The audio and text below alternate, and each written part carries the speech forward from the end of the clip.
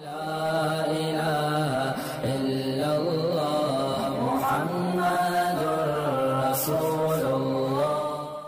کیا ہے کہ بچپن سے آپ اگر مکمل لباس پہنائیں گے بیٹے کو بیٹی کو تو وہ لباس کا عادی. بچپن کی بڑی اہمیت ہے, یاد رکھو. جو ہم کیوں مسلمان ہیں, بچپن میں مسلمان تھے ہم. اب اسلام چھوڑنا ہمارے لیے انشاءاللہ ممکن نہیں ہے. بچپن اسلام میں پیدا ہوئے ہم لوگ. مجھے اچھی طرح یاد ہے, میں اپنے والد صاحب کو دیکھتا تھا, داڑھی ہے ان کی نا ماشاءاللہ, میرے دادا پردادا سب داڑھی والے تھے. تو جن کے ابو کی داڑھی نہیں ہوتی تھی مجھے وہ عجیب سے لگتے تھے. میں کہتا تھا یہ بچے اپنے ابو کو ابو کیسے سمجھتے ہیں, کیونکہ وہ داڑھی کا ایک وقار ہوتا ہے نا, ایک نورانیت ہوتی ہے. تو میں کہتا یار میرے والد صاحب کا نورانی چہرہ ماشاءاللہ, داڑھی, تو باپ کے لیے تو ایسا ہی چہرہ ہونا چاہیے نا. تو جو کلین شیو ابا ہوتے تھے میں ان کے بچوں پہ ترس کھاتا تھا کہ یار یہ اپنے ابا کو ان میں ابا پن تو نظر ہی نہیں آیا. معذرت جو بغیر داڑھی والے ہیں بھائی, معذرت, کسی کی توہین مقصد نہیں ہے.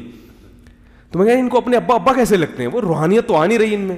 ابا تو ببر شیر جیسا ہونا چاہیے نا. کیا ہو گیا بھائی باپ کا تو مطلب کیا ہے, باپ. ہم اب والد صاحب کی داڑھی سے کھیلتے تھے, بڑا تھی بھی بڑی زبردست ماشاءاللہ گھنی داڑھی. وہ ایک انگریز, بھائی معذرت جو بغیر داڑھی والے بیٹھے ہیں, وہ ایک انگریز نے جو ہے نا ایک بچے کو گود میں اٹھایا تو وہ بچہ چپ تھا. تو ایک مسلمان نے اٹھایا, بچہ ایک دم رونے لگا نا.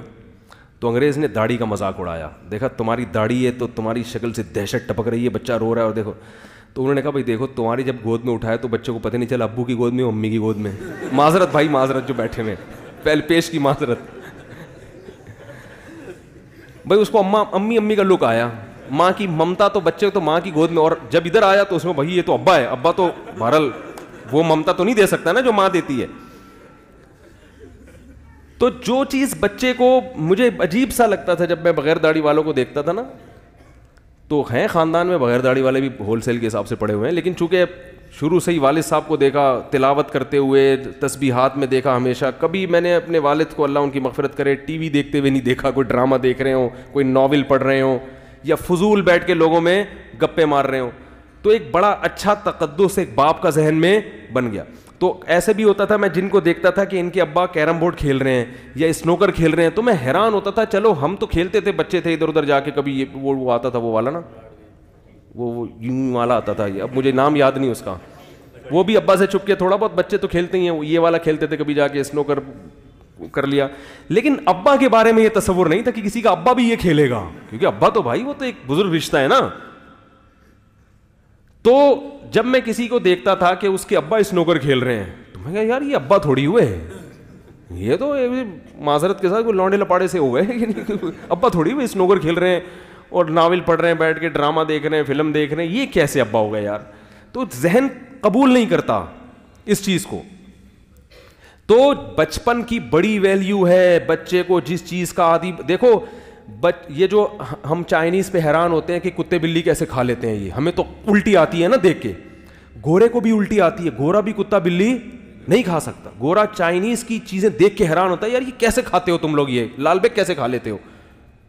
تو چائنیز کیوں کھاتے ہیں, بچوں کو بچپن سے کھلا دیا. تو اب بچے کو لال بیگ نہیں ملے گا تو مر جائے گا ٹینشن سے, اس کو بلی کتا چاہیے بچے کو. تو جو گند بچپن میں کھلا دیا بچہ اس کا عادی ہو گیا. ہم نے نہیں کھائی تو ہمارے ہاں کوئی دین کو فالو نہیں بھی کرتا, پھر بھی کتا, وہ کہتا ہے یار اتنا بھی کتا نہیں ہوں کہ میں اتنے کتے پنے پہ بھی نہیں آ سکتا کہ میں کتا ہی کھانا شروع کروں. اتنا لبرل, گورا اتنا لبرل نہیں بن سکا اب تک. بچپن کی بڑی اہمیت ہے بھائی. جو بچے کو سکھاؤ گے, جس چیز جو ماحول دو گے, بچہ اسی ماحول کا عادی بنے گا. تبھی تو رسول اللہ صلی اللہ علیہ وسلم نے فرمایا کل مولود یولد علی الفطرہ فأبواہ یہودانہ او ینصرانہ او یمجسانہ. ہر بچہ فطرت پہ پیدا ہوتا ہے, نیک پیدا ہوتا ہے, شریف پیدا ہوتا ہے, اچھا پیدا ہوتا ہے, مسلم پیدا ہوتا ہے. باپ دادا اس کو یہودی بنا دیتے ہیں, عیسائی بنا دیتے ہیں, مجوسی بنا دیتے ہیں, آگ پرست کی پرستش کرنے والا, وہ بگاڑتے ہیں, ماحول بگاڑتے ہیں ان کو. ہر بچہ اچھا ہی پیدا ہوتا ہے, اچھائی کو پسند کرتا ہے وہ.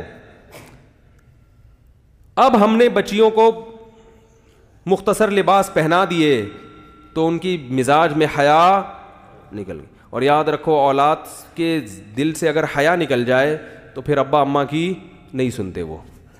حیا ہی تو ہے جو انسان کو روکتی ہے, غیرت روکتی ہے. میرا باپ ہے, یہ میری ماں ہے, اس کے سامنے میں کیسے اونچی آواز سے بات کروں. لیکن جب شرم نکل گئی بس ختم. تو جب بیٹیاں جو ہے نا, بیٹیاں باپ کے سامنے جب ان کے سر پہ چادر ہو تو وہ زیادہ اچھی لگتی ہیں. آپ تجربہ کر کے دیکھ لیں. جوان بیٹی باپ کے سامنے سر پہ چادر رکھ کے بیٹھے گی, باپ کو اس پہ پیار زیادہ ہے. یہ رشتہ ایسا ہے. سگی بہن بھائی کے سامنے تھوڑا سا سمٹ کے بیٹھے گی, سر پہ چادر ہو تو بھائی کو وہ بہن زیادہ اچھی لگی. یہ رشتہ ایسا ہے, اللہ نے بنا, یہ چینج نہیں ہو سکتا. لیکن کھرچ کھرچ کے ہمارا معاشرہ تباہ ہو گیا, کھرچ کھرچ کے. اب نتیجہ کیا نکل رہا ہے کہ بہن کی جو ڈریسنگ ہے بھائی کے سامنے وہ اتنی معذرت, اتنی بےہودہ ہوتی ہے کہ حیا کا جو ایک وہ تھا عنصر وہ کیا ہو گیا, ختم. جب وہ ختم تو پھر وہ جو ایک تقدس تھا نا رشتے کا کہ یہ میری بہن ہے, میں نے اس کے لیے جان دینی ہے اور اس کا میں نے خیال کرنا ہے, اور یہ میرا بھائی ہے, اس سے میں نے نظر یعنی تھوڑا سا اس کے سامنے میں نے حیا کی لاج رکھنی ہے, کوئی ایسی حرکت نہیں کرنی جو معاشرے میں بری سمجھی جاتی ہو. تو یہ سب چیزیں حیا ختم ہونے سے ختم. تو نہ وہ بہن بھائی کی عزت کرے گی, نہ بھائی بہن کی عزت کرے گا. تو تڑاق سے باتیں ہیں, وہ ادھر جا رہی ہے پرس لڑکا, میں جا رہی ہوں, ٹھیک ہے نا, میں کسی سے پوچھ کے کچھ بھی نہیں کرتی, تو روک سکتا ہے روک لے. وہ کہتے ہیں تم جا رہی ہو تو میں بھی جا رہا ہوں. وہ ادھر انجوائے, وہ معذرت جو ہو رہا ہے وہ اللہ بچائے ہم سب کو. سارا کلچر کیا کر دیا, تباہ کر دیا, برباد کر دیا.